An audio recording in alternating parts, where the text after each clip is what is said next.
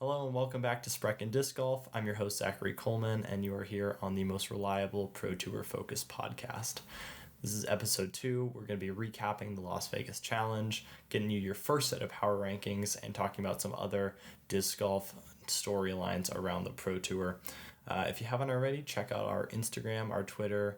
We're on Spotify, YouTube, and we have our home platform, SprechenSports.com. More on that later in the episode. So starting right off, we had the Las Vegas Challenge happen this weekend, the first Elite Series event of the year, and we had two previous winners take it down, and Calvin Heimburg and Catrina Allen. Calvin now a 2-time winner, Catrina a 5-time winner of this event. Just two really good players at this event historically. I'm going to break down what stats they excelled in, what led them to where they got, and then kind of a round by round little breakdown here. So starting with Calvin, he was doing his thing, striping fairways as always. Really killed it this weekend. He was second in fairways hit percentage at 80%, just 1% behind Jake Hebenheimer. He was putting well. He was hitting circle 2 putts. He was throwing some solid forehands. He just looked all around very crisp mid-season form from Calvin. He led the field in birdie percentage. As we had mentioned before, being aggressive will be rewarded on this course at this event. OB rate was not a huge factor again, as we predicted. Calvin went OB 10 times as opposed to Ezra Aderhold, who tied for second place with Kevin Jones, only went OB twice. So you can see it, not going OB might be helpful for some players. Going OB might be fine for others, but there's no huge correlation one way or the other. So if you're an aggressive player, aggressive play is possible out here, which I think is an awesome way to start the season. The fans, they want to see eagles. They want to see aggressive disc golf. So we really got to see the disc fly. The other thing Calvin did great, especially in round 4, was circle 2 putting. He ended the weekend at a 36% circle 2 percentage, which I think is fantastic in those conditions. If you look back to last year, both Drew and Gannon were in the low 40%. So I think if you adjust the percentages for conditions, I would say it was about the same. Calvin sitting at that 36%, and most notably was 67% from circle 2 in the final round, helping him go past Kevin Jones for the win. He did not have a solo lead in the tournament until he tapped in that putt on 18 of round 4. But it doesn't matter what happens before. Once you drop in that putt and you're the winner, right? Nothing matters before that. So the game just in general looked very well rounded.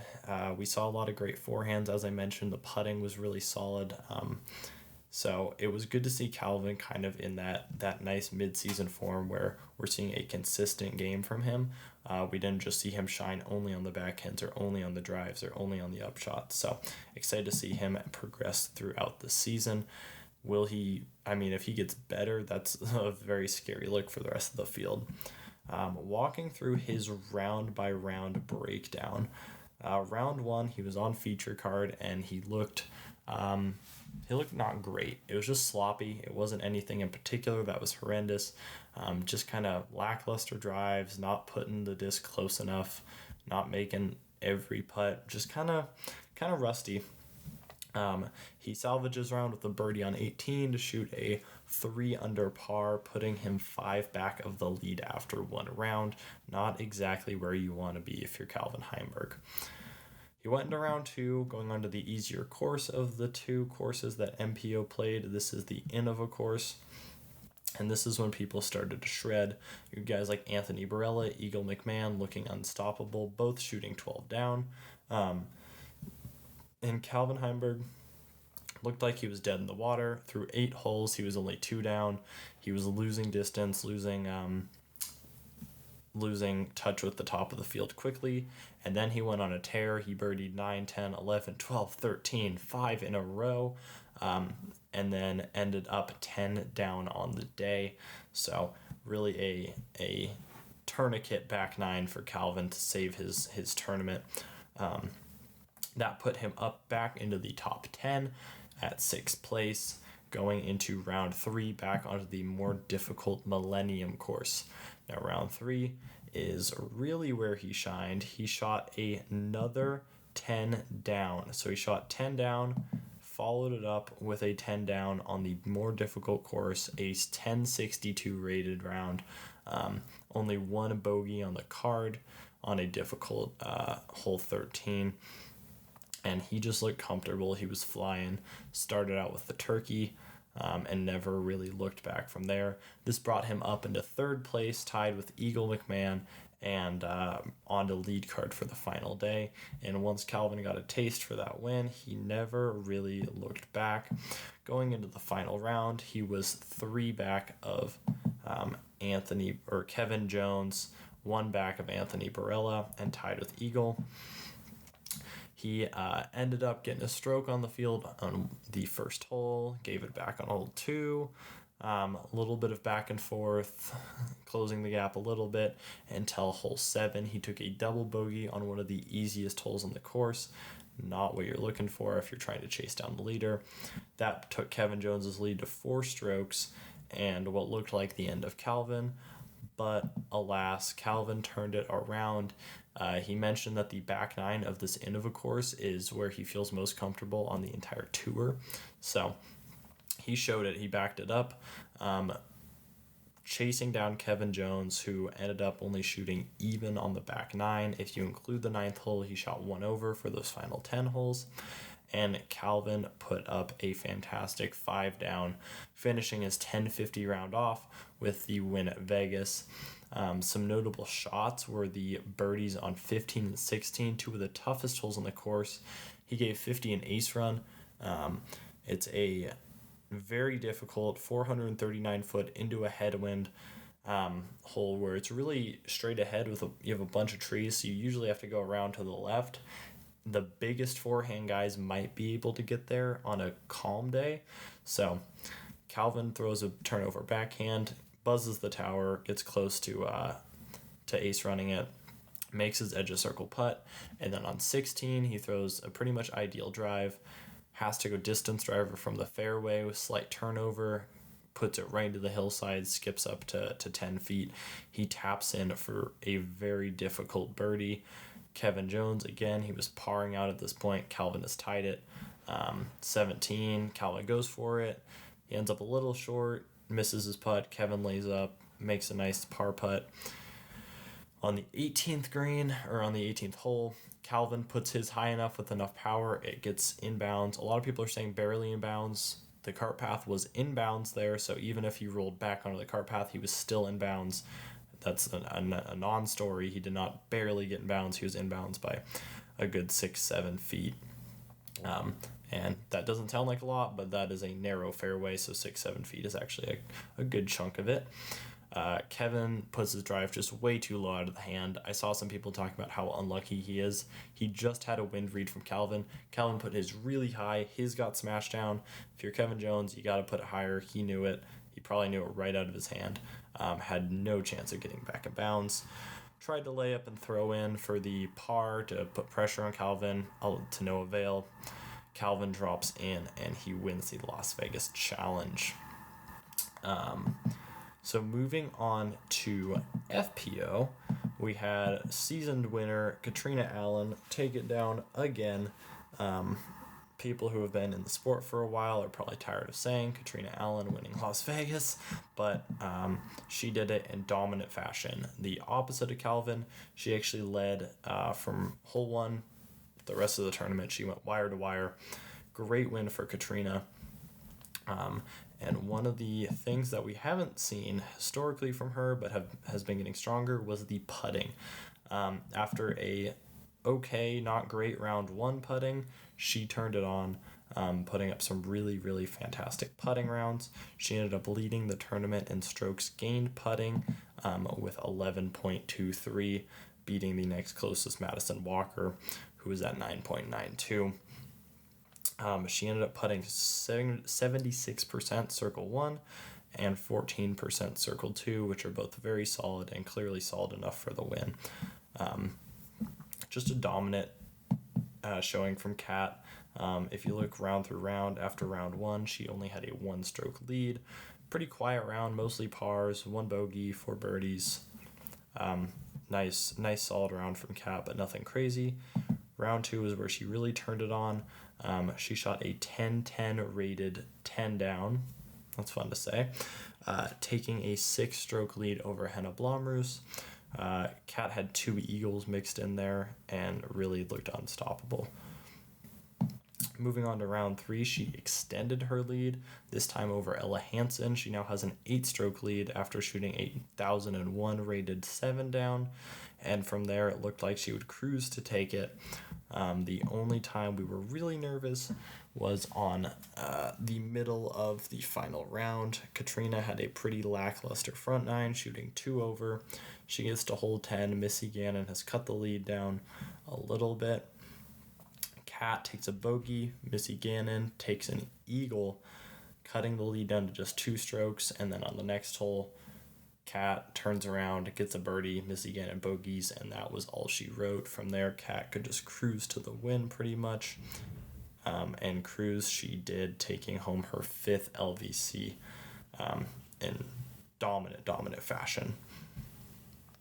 So that is kind of a breakdown of what each player did to get to the win. Really great performances from both of them. Great way to start their seasons. These are some very established winners on tour, so neither of them shocked me. I think they were both favorites probably going into the event. If we look at UDisc's win probability going into this, Catrina Allen was the favorite going in, and she really never dropped below 80% after that first round. She was kind of popping up there with Missy Gannon, Rebecca Cox, but after round 1, there was just no looking back for her. So good job by Kat. On the MPO side, going into round 1, we did have Calvin Heimburg, going into round 1, we did have Calvin Heimburg at 11% win percentage.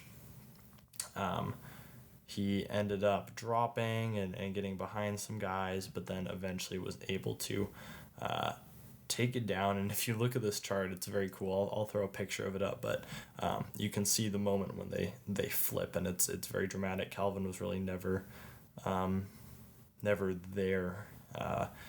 You can see how unlikely those birdies on 15 and 16 were that really put him in that spot to win. So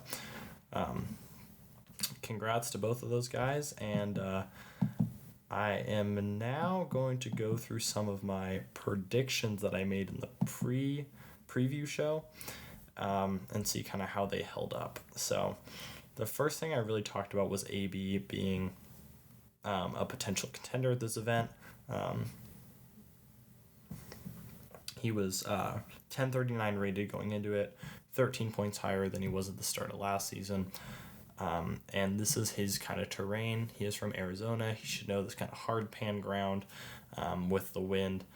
And for like 2.5 rounds, he looked the part. He looked like a top tier player. He had all the shots, but his putting did fail him eventually, and he started putting discs on the wrong angle and just looking all around very rough. So we kind of saw the best and the worst of Anthony Barella. Not a ton to take away from that. We know he's extremely talented, can throw the disc a mile, has the big forehand. We just need to see that putt on and that angle control. So I don't know if we learned a ton about AB, but he is learning a new bag, so we'll give him a little bit of a break. I also said we should take a look at the new sponsored players and where they kind of ended up. Looking at just some of the Lone Star guys, we did have Emerson Keith with a top 10, and we had Mr. Nico LaCastro in 17th. So pretty good overall if you're a Lone Star. I don't think you can be upset about that. I think that's probably higher than their expected finishing place. So great job to both of them. In the top 5, we did not have any new new sponsored players or new manufacturers, but we did see them pop up a lot. Lead card for round 2 was actually comprised of fully new bag players or new sponsored players. We had Scott Withers, James Proctor, Anthony Barella, and Simon Lizotte, who obviously all switched manufacturers this offseason, so that was very interesting and fun to see. But they all eventually fell off a little bit, making way for the more established players. My top 3 predictions for both were mixed. So I originally had Ricky in there. Ricky then pulled out right after I recorded the episode. So I adjusted my picks. What I changed them to were Calvin Heimburg in first. I had Paul McBeth in second, and I had Anthony Barella in third with my dark horses Albert Tom. And then on the FPO side, I had Jennifer Allen, Henna Blomroos, Haley King, and Maria Oliva. Were these picks the most amazing in the world? No. Were they good? I think so. All of the players I predicted ended up getting a top 10 finish, excluding the dark horses. I'll talk about those in a minute. But we did see all of those players flash up toward the top for a bit. Henna and Haley King specifically both had a chance or a half chance at contending with Catrina Allen. And then obviously Calvin Heimburg won the event, so that was a good prediction on my part. If we look at how everybody finished, though, it could have been better. Anthony Barella really should have podiumed. Statmando put out a post about how he has entered the final round lead card 8 times, and he's only podiumed 1 time out of those. So we do need to see a little bit more of that killer instinct from AB. And Paul McBeth let up a little bit, shooting 1 over on the back 9. So they both had opportunities to get onto that podium, but none of them could do it. But they were still top 10, as well as my 3 FPO players securing top 10 spots. So my dark horses, Albert Tom missed the cut. Pretty big bummer. I thought he would have a fantastic weekend. He is high on the precise power index, so I thought he would. Excuse me. I thought he'd be able to put himself close pretty often, and when putting is tough with the wind, putting yourself close is very important. So he did not come through, missed the cut. The other hand, Maria Oliva, she was popping up into the top 10 a little bit, and she ended up just outside of it, I believe in 12th, sorry. In 12th place, just a few strokes back of the top 10. Honestly, a solid showing from her. She went OB a little bit more than I expected her to, but that is all right. She still had a solid tournament. She is also throwing a new bag, so props to her for a pretty solid weekend. Some notable lower finishes would be Chris Clemens missing the cut, Simon Lizotte all the way down in 47th, Gannon Burr in the bottom third or in 30th, and that falls right in line with another one of my predictions, which was Simon and Gannon. One of them would finish outside the top 30. I nailed that. Simon finished outside the top 30 and Gannon finished at 30th, so kind of doubled it up there, not quite. I thought Paige Shue would come back with the top 10, but she ended up missing the cut, kind of a bummer. That one was less stat-based, more I wanted to see it. And then Brody Smith, top 10. He looked like it could have it for a while. He ended up farther down that list, I believe tied for 30th with Gannon Burr. But we saw some good flashes from Brody that make me excited for the season. So good job, Brody. Hopefully you can come through with some better final rounds in the upcoming events. Now, I would like to throw out my first power rankings of the year. If you disagree with me on those, please leave a comment. I would love to hear your thoughts on it. This was a combination of looking at UDisc Live and then looking at stats and taking into account injuries, everything like that, and where I think players are going to shake out. So I'll start with MPO top 10. I have Ricky Wysocki at number 1. I know he didn't play this weekend, but it is hard to take him off the top because I think he's so firmly established there after such a strong year last year. Ricky's going to stay at number 1 for now. Number 2, Paul Macbeth. He had a good finish this weekend. Not a lot to say about Paul Macbeth. He was quiet last year in the wins category, winning Worlds and Waco, but only 2 events overall. But he ended up second in Pro Tour points, so props to him for a great season, and he will stay at number 2. Number 3, jumping Gannon Burr, is Calvin Heimburg. After a win and the guy above you gets 30th, you're going to jump him. So Calvin number 3 on that spot, and I would say pretty close to Paul. If Calvin can put in another podium at Waco, Paul staggers a little bit, stumbles. We could see Calvin jumping up there, and who knows how long Ricky will be at number 1. I kind of gave it away, but Gannon Burr number 4. Not a great weekend. He does have the legal thing going on. We will cut him a little bit of slack for that. Hopefully he can get back up there, get back on the horse, and keep putting out top 5s, top 10s in the Pro Tour. Number 5, Eagle McMahon. He's a little bit of an enigma. Pun sort of intended. Enigma's a driver from Discmania. He doesn't have the forehand. He obviously won Europe last year without a forehand, which was incredible, but we can't expect to see that. He looked very sloppy this weekend at times, not the Eagle McMahon we're used to seeing.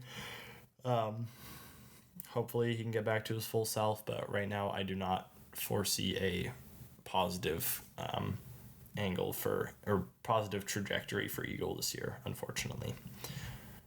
Number 6, Simon Lizotte, the man that won 4 events last year, but also came outside the top 10 far too often. He is going to sit at number 6. Still a solid spot. The depth is getting there with the Pro Tour, so number 6 is still very good. Number 7, Chris Dickerson, the man with the potential and arguably last year number 1 player in the world at one point, who disappointed at the end of last year. He didn't come to Vegas, which very much bothers me. We'll stick him at number 7. Number 8, Kyle Klein, very talented young player, had a good finish at Vegas, kind of an underrated finish there. He ended up getting 4th, just outside of the podium. Kind of quiet. We didn't really have cameras on him this weekend, but he shot a 10-down final round and was just really solid. So love that for Kyle Klein. Number 9 and number 10 are sort of, I don't know, I could go either way, and it's Matthew Orm and Joel Freeman. For me, they are both very similar players in that they are great, but neither of them have really pulled through for that big win. Joel Freeman did win a Silver Series last year, which was very cool to see. But no Elite Series events from either of them yet. And if you watch my preview show, you know that I predict that one of them will win their first event this year. So they're really interchangeable at 9 and 10, but I have them solidly there.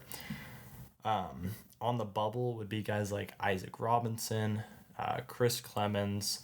After this weekend, Clemens is probably a lot farther down, but kind of in that area. And then some of the European players like Nicholas Antala also on that bubble. In FPO, this one was a lot easier to make. Number 1, Kristen Tatar. Need I say more? She's the most dominant FPO player right now. She just wasn't at this event, but once she gets back on, I'm sure we'll see her full force again. Number 2, Catrina Allen. This one was also easy for me. She won Throw Pink Women's, won Vegas. She is on the rise, and I think well deserving of number 2. Number 3 is Henna Blomroos. She had a little bit of a rough start to last season, or some rough patches. This year starts off pretty solidly. And looked pretty good at times. I think she's a fantastic thrower of the disc. I would look for her to win an event this year. I don't think she has any major holes in her game. It's just, can she piece it all together on the weekend? Number 4 is Paige Pierce. Paige Pierce is dropping quicker than she's rising right now. She did not play Vegas because she was on vacation. Which is a little weird to me because you've had a 4-month off season and now you're like, oh, I can't go to the event, I'm on vacation. little bit strange, and if I'm a sponsor, I don't love to see that, but I'm not. So number 5, Missy Gannon, really strong showing from her. Arguably she could jump Paige Pierce, but I wasn't going to be that harsh on Paige in week 1, but we'll see what happens next in 2 weeks at Waco. Missy Gannon, I think it was cool that this weekend she really proved that I can play on any course. She does not have big distance. She's very open about that, but she showed that just solid approach play and taking advantage of your opportunities can get you a podium on any course if you are a good enough player. So props to her, and she is a fantastic player to watch play. So those are my power rankings after Vegas. Just a couple more things from Pro Tour news. We did have this weekend talking point being not the spectator, but the rangefinder guy in the fairway hit AB's shot. It landed in the bunker. Huge deal for everyone. And here's why I don't think it's as big of a deal is someone on the Nick and Matt show brought up a really good point that, like, these things happen in sports, right? Weird stuff happens all the time. Sports are not 100% predictable, and that's what makes them fun. And while I think we should do our best to avoid these issues, they are going to happen. Also, AB lost by quite a few strokes. That was not like the thing that decided the tournament for him. Do I think that the people could have been in a better spot? Probably, but also AB has a massive arm. Like, it's not like that's a normal place people are getting to. So I think we're making a little bit of a mountain out of a molehill with that.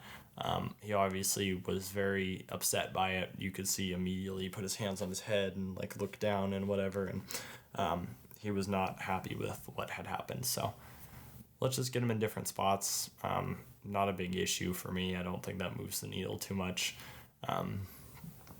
He just made a mistake. He's a human being just like the rest of us, and things happen. We can move on. So I also saw AB get a very lucky break a few holes later by sliding on some rocks and kicking back inbounds barely. So the course gives, the course takes, things happen. Let's move on. The other thing was Catrina Allen's drive hit a golf cart, kept her out of bounds. Again, things happen. The golf cart was parked out of bounds. Does it suck that it was there for when she drove and not other competitors? Yes. Does that happen? Yeah. Things happen. Conditions are different for people. It was windier later in the day than it was earlier, and sometimes it rains and sometimes it doesn't. So things happen. Let's stop acting like it's the end of the world when unpredictable things happen in an unpredictable sport. The next topic is the Pro Tour changed their Pro Tour finale or Pro Tour championship format. It is now no longer going to be a tournament format, but a stroke advantage based format based on seeding. If you want more information, I will link the entire format thing down below. It's probably better to read it than hear me explain it. And I will talk about it more when the Pro Tour Championship rolls around. So look out for that episode. But for now, I'm just gonna let you guys read about it on your own, as it's much easier to kind of grasp like that. Last thing is something I want to mention, but I'm kind of going to mention it and not really talk about it, and that is the Natalie Ryan lawsuit she filed, specifically citing discrimination laws in California regarding the OTB Open. As mentioned with the Gannon-Burr stuff, I am not a lawyer on this one. I haven't seen legal documents regarding it, so it's not even like I can speculate that much. All I will say is I hope it gets resolved quickly, and I hope both parties are happy with the resolution. Whatever that may be, it is a very complicated situation. I don't think there is a particular right or wrong. Multiple parties are going to be unhappy no matter what happens, and so hopefully everyone can be understanding and not be too. Let's just not spew hate at each other in the comments section of Reddit or Instagram or anything like that. Let's be civil, be respectful, understand that this decision involves people's livelihoods, and let's not make light of that or try and use that to not make a joke out of that. That is going to be all from me this episode. If you are interested, please go check out our home platform, www.spreckensports.com. This is where you can join a live event and chat with fans in real time about that same event.